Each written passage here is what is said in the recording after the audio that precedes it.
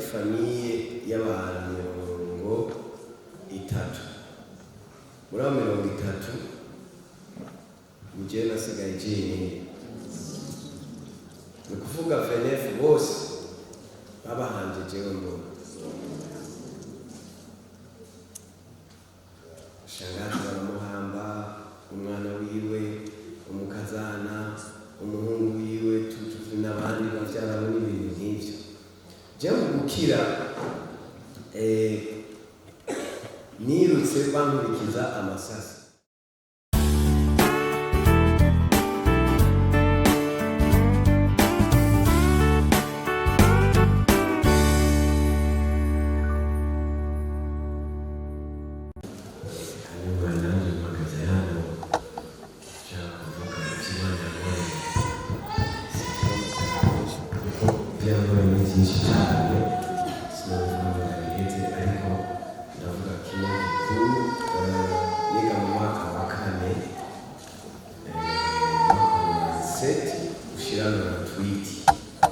Nashima Imana ko yankoreye icyo kintu gihambaye cyane.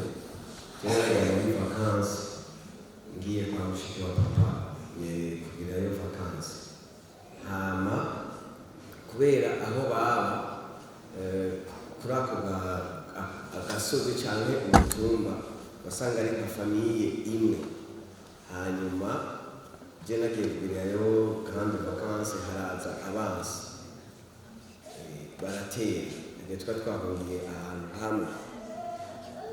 Kuvuga yari famiye y'abantu 30. Muri abo 30 njye nasigaye jenyine. Ni kuvuga FNF bose babahanje jewe mbona. Shangazi baramuhamba, umwana wiwe, umukazana, umuhungu wiwe, tutu n'abandi bavyara n'ibintu nk'ivyo. Je mu gukira nirutse bankurikiza amasasi abagizi ba nabi. Abandi bose hariho nabo bacumitisha amabugita mugabo ndabumva baboroga. Je cyankijije narirutse njangwa mwibose yabomotse. Namazeyo amasaha 8.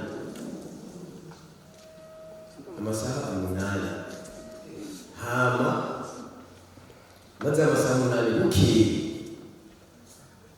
bukeye n'ikintu gikaciye gusa nibaza yuko arabagize bana baje kuyica. Ushaka numva ngwaye ihahamuka sinabona n'ivyo arivyo. Mu nyuma baca barangurayo.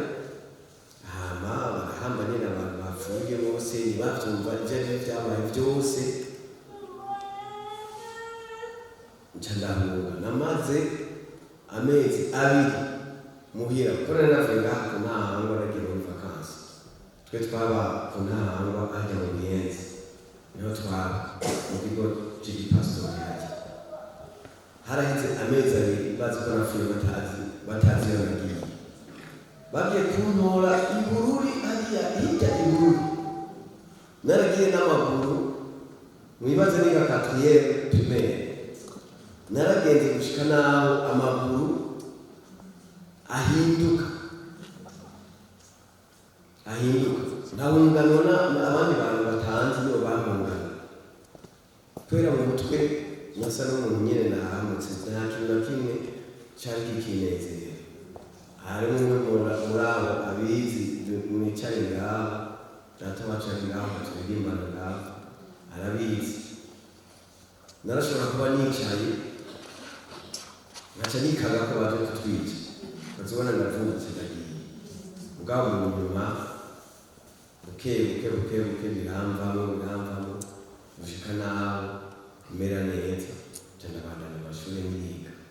Rero ndashima Imana cyane ko yandokoye muri abo bantu 30 hagasigara jenyine.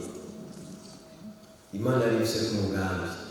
Naco bituma kenshi nkunda kubwira abo dufatanye mu gikorwa cy'Imana babwira ati ibintu byo gufitira mu gikorwa cy'Imana no mubireka.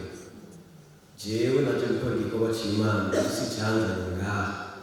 ndazi iyo navuye, ndazi aho ndi kandi ndazi niyo nifuza gushika. Rero ndashimira Imana cyane ko yangiriye neza ikandokora, yarabona ko mfise ku mugambi, murabona yuko atacumbaye kandi Imana yanzigamye bikagenda neza. Abumvise intahe yanjye mwese Imana yaheza agira